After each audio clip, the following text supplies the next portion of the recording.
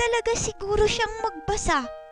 Tuwing nakikita ko siya, palagi lang siyang may hawak na libro.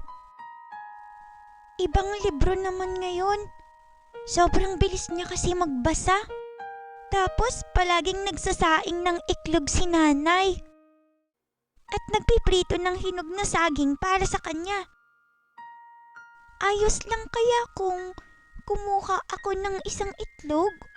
Mapapansin niya kaya? Nagugutom ka ba, Day? Nay, may dala akong utap. Pakibigyan niyo si Inday. Sige. Buksan natin yung isang lata. Wow! Isang lata na punong-puno ng utap. Eto. Pagkatapos mong kumain, kunin mo yung isinabit mong medyas sa may Christmas tree. Baka nagkalaman na yon. Opo, Nay. Totoo kaya yun?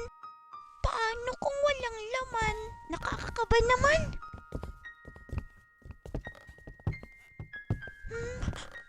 Hala!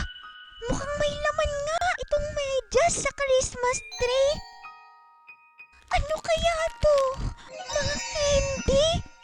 Ibig sabihin, totoo nga yung sinasabi ni Nanay. Manong, ayos lang po ba kung kainin ko itong mga candy? Oo naman, sa'yo lahat yan. Ang saya naman ng ganito. Pero, kung totoo itong sinabi ni Nanay na nagkakaroon ng candy ang medyas, pag isinabit sa Christmas tree, ibig sabihin ba nun? Totoo din yung sinasabi ni Nanay na ililipad ako ng mga lisa sa dulo ng puno ng kawayan pag hindi ako nagpahinguto tuwing linggo? Baka nga Naku, mahirap na. Kahit masakit sa anit, kailangan ko talaga magpahinguto.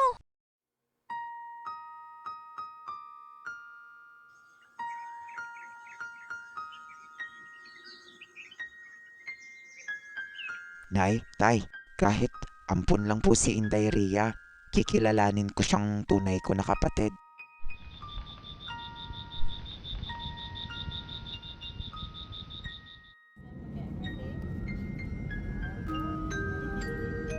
Final call for passenger Purina Honcolata on flight RIA 123 to Manila.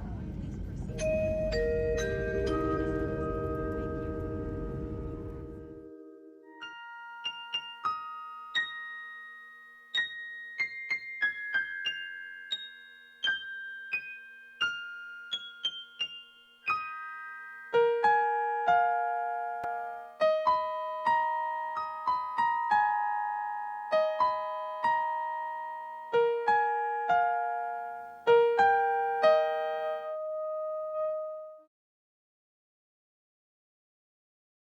Wow, day!